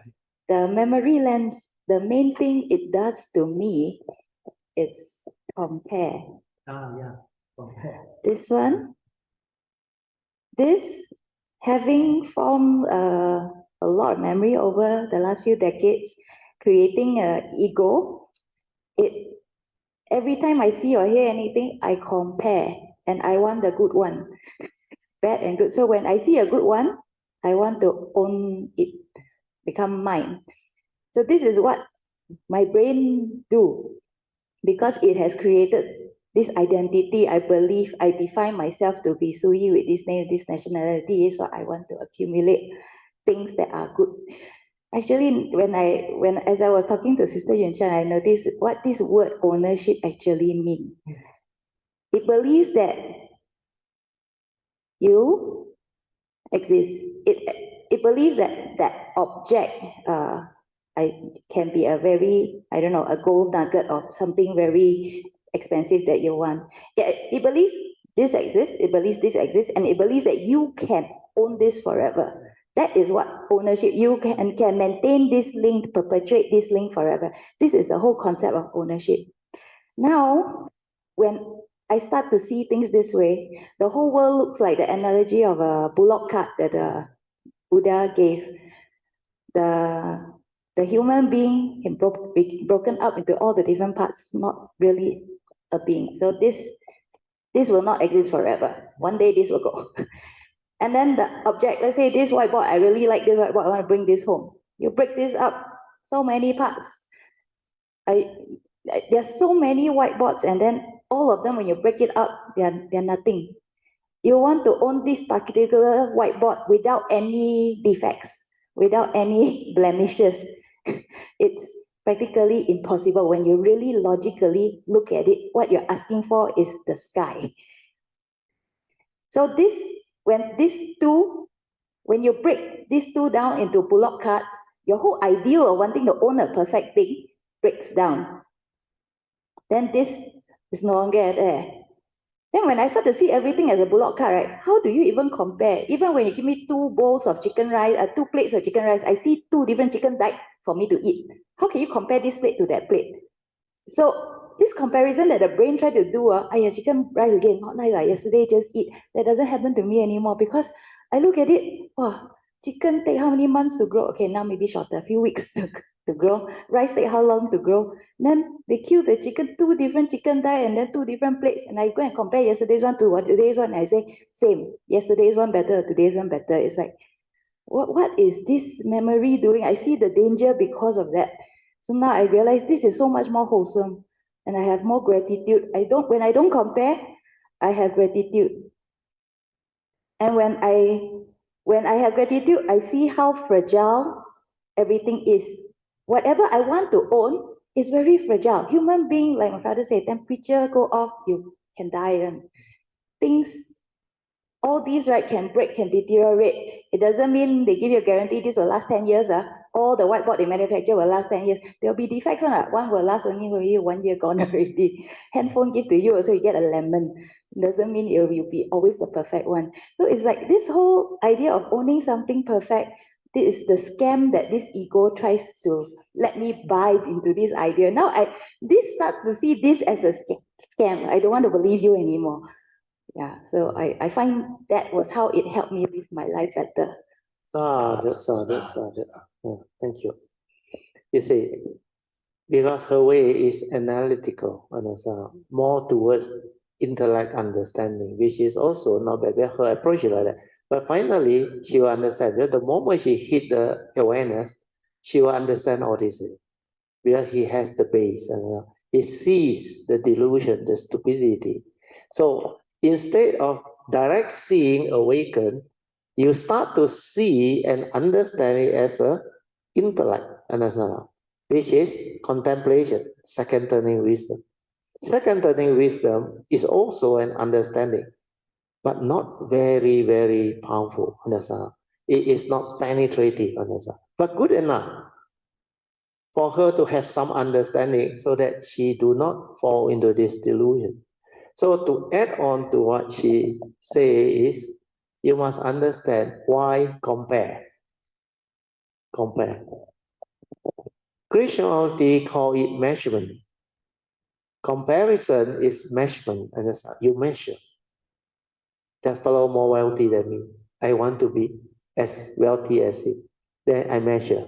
He is not good. I want to be better than him. So measurement is lack of contentment. When you lack contentment, then you measure.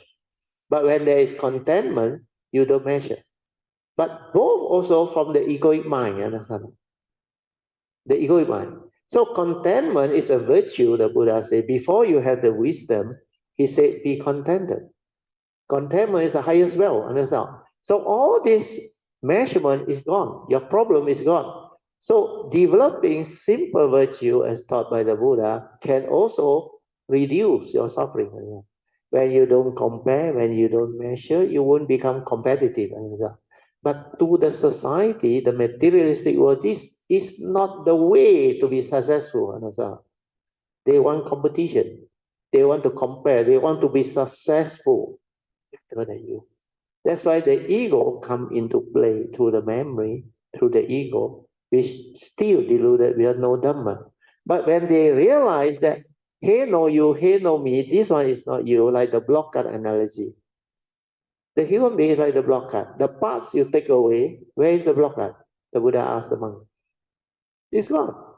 But you assemble back, the Buddha said, then You see, because it has a name. You give it a name, you give it a concept, it can perform a function, then it exists. And how block God?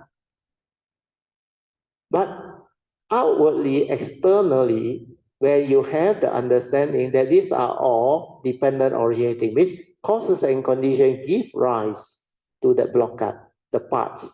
You need people to do it, raw material, then it becomes a blockade. So outwardly, it's already condition arising. Without all these parts, all these conditions, it cannot arise. It doesn't exist. Then how do you know it's a blockade? You perceive it through memory, understand? Again, this memory, understand?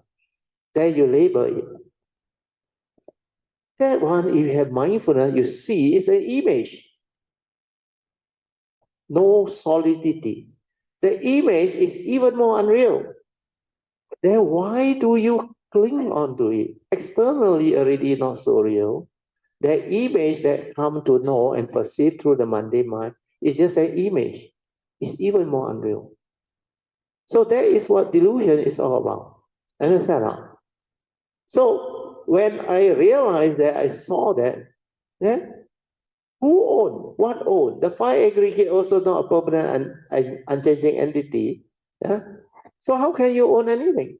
You yourself is not permanent. It means when you die, everything you cling on to, hold on to, are not yours. And there's a separation is a 5 daily contemplation. The monk also need to contemplate.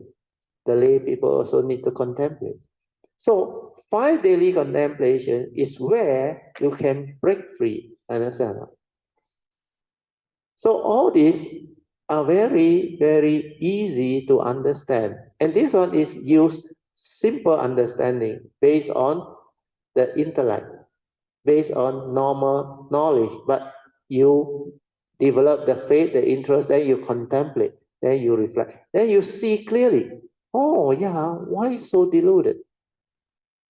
The form and mind is dependent oriented, like the blockade. Externally dependent oriented, not so real. Then how do I know it's a human being? I perceive it. Right? So form and mind perceiving another form and mind. But everything is condition arising, cause of knowledge. So no reality. Then like Sui said, the thing that you try to own also dependent originating, can disappear. When condition no more, it ceases. It's just like this table. Arise, they exist. How did it come? The raw material, the carpenter do it, put at the shop, the temple buy, or the customer or somebody who want to offer the temple buy. Then offer, arise, they exist. Okay? You think this fellow lasts forever? If somebody like the Indonesian worker, let's say, he saw it interesting, the house don't have, he take, he go. Overnight gone, no? Or fire, but gone. Where this exists due to causes and conditions. When the supporting condition no more, it ceases to be. And everything is mind-made. How real can mind be? So if you use that understanding based on knowledge and intellect, but you are not deluded because that knowledge and intellect is a contemplation. When you contemplate, reflect, then you realize you awaken. But I said that one is less penetrative, but good enough for daily life. Then when you have the time to do the Bhavana Maya Panya, that's why I say when he do this awareness-based meditation, this is the direct thing. Bhavana Maya Panya. Awaken there and then without word. Then it realizes it through the awareness, through the direct seeing. Then that one is not a knowledge. Won't disappear, store in the nature. The contemplative wisdom is good enough, but not penetrative enough. So sometimes they don't have the stability or understanding. They can still get emotional. They can still get like deluded. Then sometimes they go back to the old way. But most of the time, before they go back to the old way, they remember what they contemplated. Then that contemplation will also, like Uniso Manasikara, it prompt you, but it's not spontaneous. It go through memory. Where you understand it through reflection, contemplation, you need memory to store. Where you didn't store it here. The direct seeing, no need to store on, no need to remember. This one awakened forever. That form and mind connected, he will understand. Yeah. So that is the difference. Okay? That's why the understanding can be approached from many directions. So during the Buddha's time, you remember a lot of his disciples, he listened to Dhammacakkappavattana Sutta, then he listened to Anatta Lakkhana Sutta, they become enlightened. All become arahant. You think they meditate? They didn't meditate. But like most people know, their past life can be Buddha's disciple. They definitely do a lot of work already. That's why when the Buddha spoke the truth, like I come, my nature, the moment I hear truth, I understand. No need explanation. Understand? So all this is what Dhamma cultivation is all about. Understanding nature's existential law, understanding the unconditioned. Then these two, you know how to live life. Okay? Many thanks for you. I heard this driver from India. Yeah, today only clear. Oh, because you know why? The book one very small, the triangle. The book one, the triangle very small. That's why I draw a big one. I don't think it's whether it's small or big. You didn't look. Huh? You didn't look at the book. Yeah, it's not so much. This was drawn so many years ago. Yeah. 10 over years ago. I look at triangle, I didn't quite understand it. So now you understand why it takes time. Because you are so conditioned. Your old conditioning of what meditation is. That one limits you. That's why Mahayana said knowledge bind. Understand? Why you want to know too much? You must reflect, contemplate, and develop the understanding. That one is after hearing, then you stabilize it by reflecting, contemplating, and inquiring. Then when you develop the understanding, is second turning wisdom. Cintamaya Panya. The first one, if your past is very strong, through hearing you awaken. That's not like winning. If you cannot, you must go to a second turning. Then if second turning, you don't have that like gifted ability, because she has the gifted ability. When she look at things, she need to understand first through the normal way, knowledge way. Then when she understand, she can remember. Computer brain. Because I realize that a lot of things, she seen before, he can remember. She will tell you, yeah, daddy, that one. So she got like very good brain memory, because they are IT and her past life. So when you approach from that direction, it can also give rise to Cintamaya Panya, second turning. But that one is not that penetrating. You want to be penetrated, you say the moment he go into awareness and stabilize that, I tell you, you can never catch out with her. She like once the awareness come, all this not only at the level he contemplate, all this become very clear and become like, oh, like that one. Then become completely different. Then after that, he look at life, everything differently. Then all this comparing, all those things, comparison or what they call measurement, then the ego and all that. No need to be so complicated. The whole thing is understood because it see all this as dependent originating, condition arising. No reality. Come and go. Not a permanent and change. Then the universal characteristic, anicca dukkha, you can only insight and realize here. You cannot use knowledge to contemplate anicca dukkha anatta. You have to awaken to it. That's why they call vipassana, insight into the three universal characteristics. Okay? We better end 9:30 because tonight, don't worry, can be a little bit later. But now I think it's more than enough time to end. So tomorrow I left with very little. I read through the note. Manyan can help me to read also. But if my voice is okay, because this one, Deng Xiao Sifu Bayan, very good. What already? Sikwa Swang. Wow, my this ulcer on the palate on top. I sprayed 2 times, now almost healed. Oh, very good. Sea song. Not watermelon. Watermelon. Watermelon. Produce using watermelon. Oh, watermelon seed. Wow, got Skin. skin. Got such potent effect. That's why mommy asked you to eat the white. Oh, no wonder. They said, watermelon, red one don't want to eat white one. No, it's a very good analogy. You know, those who know, eat white one, got this effect. So what happens is like meditation. People tell you, eat white one, you say you might be mad. The red one is sweet one, or the yellow one is sweet. Oh, you ask me to eat the white one, no taste one. Correct. Means when you understand, you will know how to eat the white one. So what is happening? Not nice to eat. And yet you know and you don't want to eat. Like Dhamma. You know this triangle, you don't want to practice. This one nicer. Red color. You know why? Because you have been so gullible along this direction. Like I said, variety is the spices of life. Up and down, everything. You suka, a lot of fun here.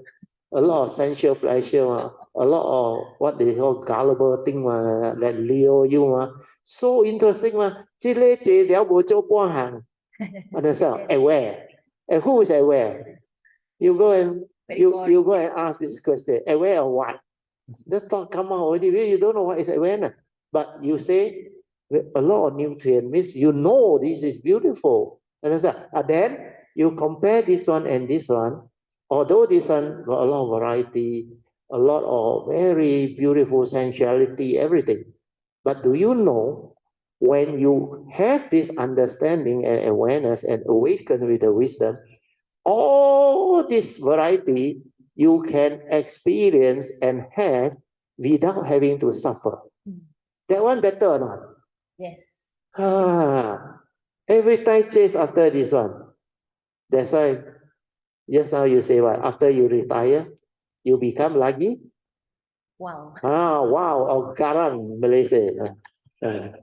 Because you still don't wake up yet.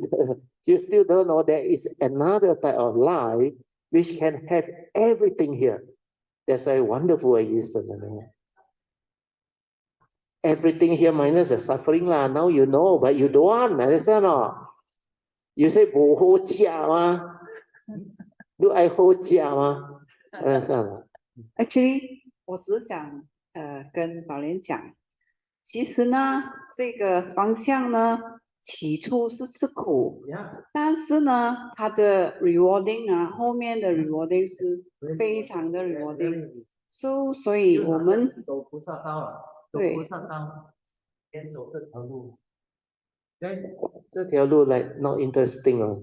But the Bodhisattva know once you develop the wisdom, 这条路 very wonderful, very rewarding. Like Alicia 讲。首先我们就当吃苦当吃补，然后就后面就很 sweet 了。好，感恩大家，晚安。Sadhu. Okay, we end. So today share Mary. Akasata Chirvumata Deva Naga Mahitika Punyantang Anmoditva Chiranakantu Loka Sasana Itawata Jamehi Sampadan Punya Sampadan Sabbe Deva Anumodantu Sabba Sampati Siddhya Idang me yatinang hotu sukhita hontu nyatayo. Idang me yatinang hotu sukhita hontu nyatayo. Idang me yatinang hotu sukhita hontu nyatayo. Devo vasatalena sassa sampati heto cha Fito bhavatu loko cha Raja bhavatu dhamiko Imina punyang kamena Mahame samagamo Sattang Samakamo Tu Yawa Nirvana Papiya Sadhu Sadhu. Okay, we respect mindfully the triple chakra. Then we can end. So looking back, I think discussion can make it clearer for most of you, isn't it? This type of discussion can make the Dhamma clearer, because what I put in the note is the skeleton. Yeah, that's right. Yeah. Because he analyzed reason. You also good at analyze reason. That's why you can same lingo. But her one is the intellect reflect, contemplate.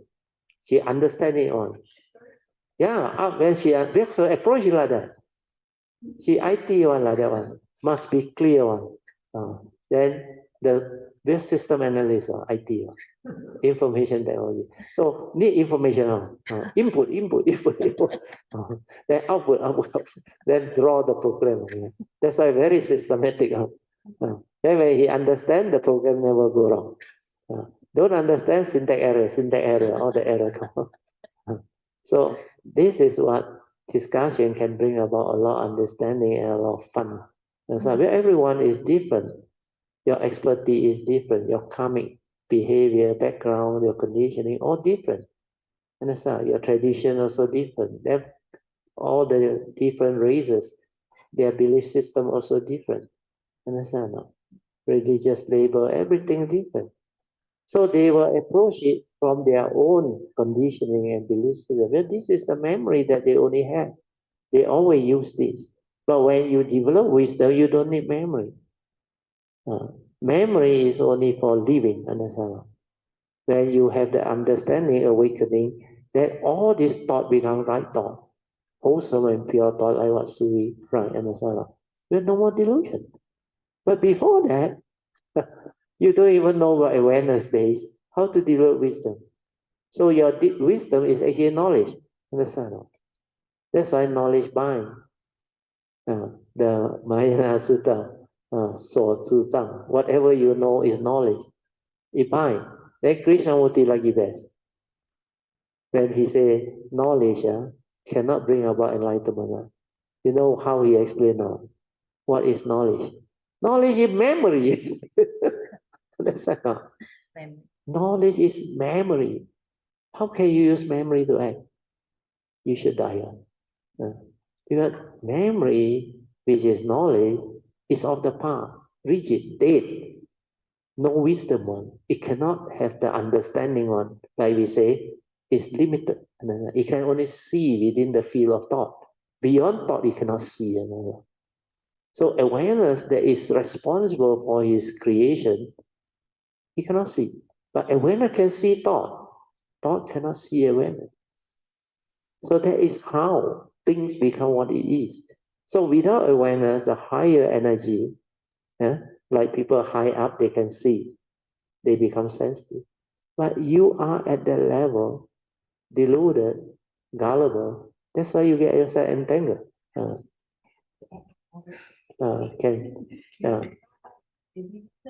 everything we know here is obsolete. Yeah, of the past. Criminal becomes same, same becomes criminal again also. And also not within the moment. Memory is always recalling. Because it's accumulated knowledge. It's not the present moment. That's why you cannot see things as they are, which is within the moment. You cannot awaken to see objectively that he know you, he know me. Then you understand who are you, what are you. You know why I say who are you? The five aggregate of form and mind, you know, is impermanent, not a permanent unchanging entity, dependent originating. So when you know who are you, what are you, means you have the senses and make you interact with the world and know the world. That is the instrument, the vehicle and the tool for you to come. So use it to live life, but do not be gullible or deceived or deluded by it. That's what the fifth page told Healing. So when you understand all this, you become beautiful. Okay? And we end, right? So, okay, hello. Dear brothers and sisters in Dhamma, shall we pay our respect to Brother for the profound Dhamma shared today? Wow.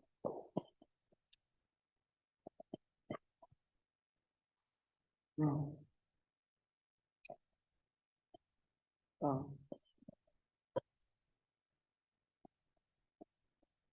Sadhu to Brother Jinhao and Sister Sui for helping out. Sadhu, sadhu, sadhu. And sadhu to ourselves for having the good parami to be here to receive this profound Dhamma.